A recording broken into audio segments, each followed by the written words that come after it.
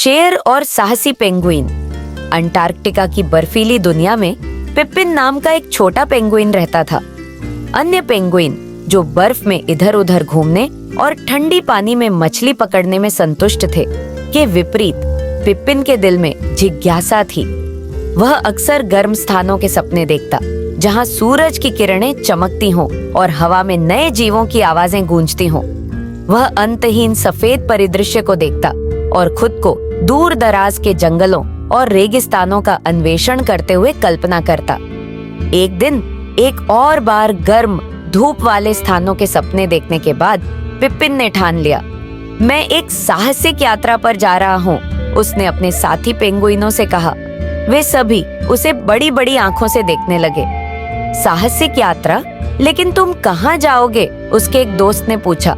किसी गर्म जगह, पिपिन ने दृढ़ निश्चय के साथ उत्तर दिया। मैं सूरज को देखना चाहता हूँ और उसकी गर्मी को अपनी पंखों पर महसूस करना चाहता हूँ। मैं नई जमीनों की खोज करना चाहता हूँ और नए जानवरों से मिलना चाहता हूँ। अन्य पेंगुइनों ने अविश्वास में अपने सिर हिलाए। लेकिन तुम वहाँ कैसे पहुँचोगे? ये बहुत दूर है, और अगर तुम खो गए तो? लेकिन पिपिन हतोत्साहित नहीं हुआ। वह छोटा था, लेकिन उसका हौसला बड़ा था और उसे विश्वास था कि वह अपना रास्ता ढूंढ लेगा। इसलिए एक सुबह केवल अपने साहसिक दिल के साथ पिपिन अपनी यात्रा पर निकल पड़ा। पिपिन बर्फीले मैदानों पर चल पड़ा और ठंडे पानी में तैरता हुआ अंटार्कटिका के किनारे तक पहुंच गया।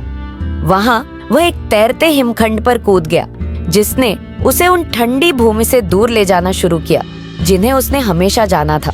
दिन हफ्तों में बदल गए और हिमखंड धीरे धीरे पिघलने लगा, क्योंकि यह उसे गर्म जलवायु की ओर ले गया। अंततः जब काफी समय बीत चुका था, पिपिन का हिमखंड एक नई भूमि पर पहुंच गया। हवा गर्म थी और सूरज आकाश में ऊंचा चमक रहा था।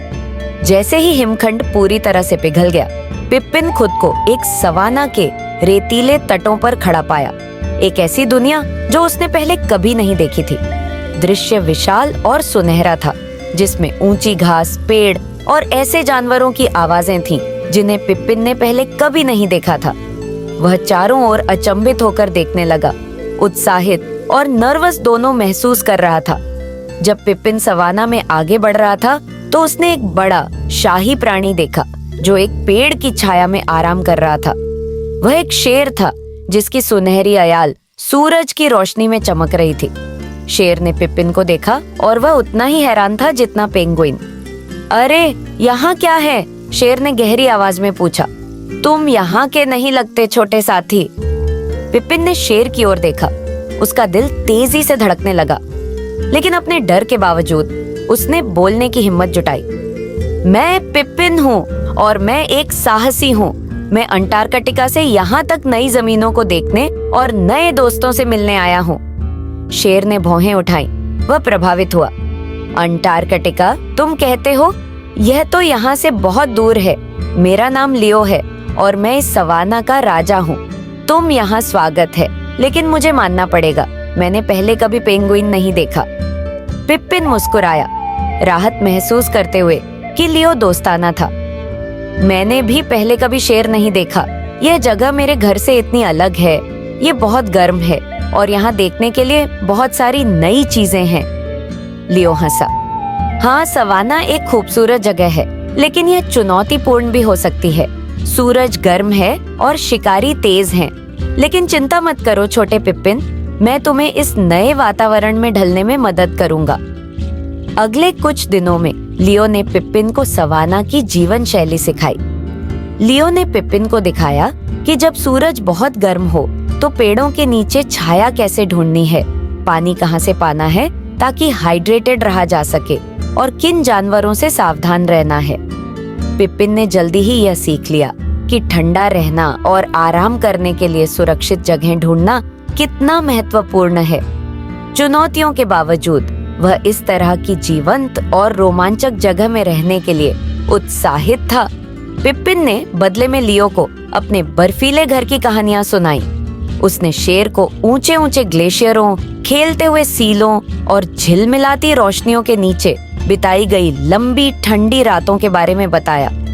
लियो ध्यान से सुनता रहा, एक ऐसी दुनिया की कल्पना करते हुए जो उसकी अपनी दुनिया से बहुत अलग थी। जैसे जैसे वे अधिक समय साथ बिताने लगे, पिप्पिन और लियो करीबी दोस्त बन गए। लियो ने पिप्पिन के साहस और साहसिक आत्मा की सराहना की, जबकि पिप्पिन ने लियो की बुद्धिमानी और ताकत की सराहना की। वे एक असामान्य जोड़ी थे, एक शेर और एक पेंगुइन, लेकिन वे एक दूसरे के लिए बिल्कुल सही साथी थे। एक दोपहर जब वे एक बड़े बाओबाब पेड़ की छाया में आराम कर रहे थे, पिप्पिन ने लियो से एक सवाल पूछा जो उसके मन में था। लियो, क्या तुमने कभी साहसिक यात्रा पर जाने की इच्छा की है? सवाना छोड़कर नई जगहों की खोज करने की, जैसे मैंने की? लियो ने कुछ पल सोचा, फिर सिर हिलाया। हाँ पिप्पिन, मैंने ऐसा सोचा है।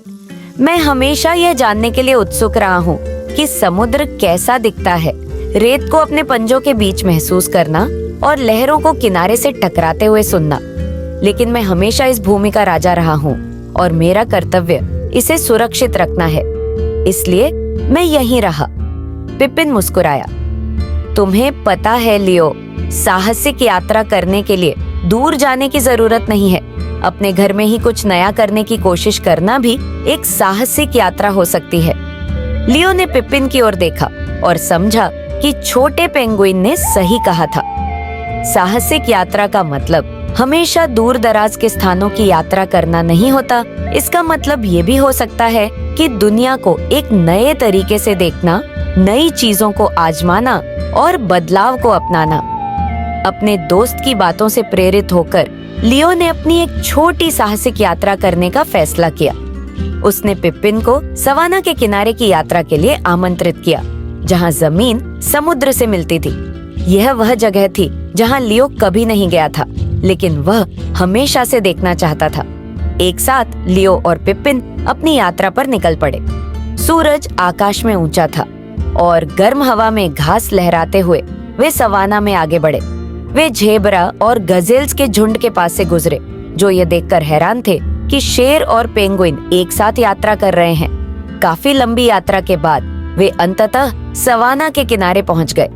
वहां उनके सामने विशाल चमकता हुआ समुद्र था। लहरें किनारे से टकरा रही थीं और हवा में खारेपन की खुशबू थी। लियो आश्चर्य से भर गया उस दृश्य को देखते हुए, जिसके बारे में उसने हमेशा सपना देखा था। यह बहुत खूबसूरत है, लियो ने कहा। उसकी आवाज में अचंभा भरा हुआ था। मैंने कभी नहीं सोचा था कि समुद्र इतना विशाल हो सकता है। पिप्पिन पानी के किनारे तक गया और अपने पंखों को ठंडी लहरों में डुबो दिया। यह बिल्कुल मेरे घर जैसा है, उसने मुस्कुराते हुए कहा। लेकिन गर्म? लियो हंसा, एक ऐसी खुशी और आजादी का अनुभव करते हुए जो उसने बहुत लंबे समय से महसूस नहीं की थी। उसने महसूस किया कि पिप्पिन ने उसे एक महत्वपूर्ण सबक सिखाया था कि साहसिक यात्रा को अपनाने में कभी देर नहीं होती और हमेशा कुछ नया खोजने के लिए होता है, यहाँ तक कि अपने ही राज्य में। जैसे ही सूरज ढलने लगा, आकाश गुलाबी और नारंगी रंगों से रंग गया। लियो और पिप्पिन समुद्र की लहरों को देखते हुए साथ बैठे। उन्हें पता था कि उनकी दोस्ती कुछ खास थी, एक साहसिक यात्रा जिसे वे हमेशा संजोएंगे।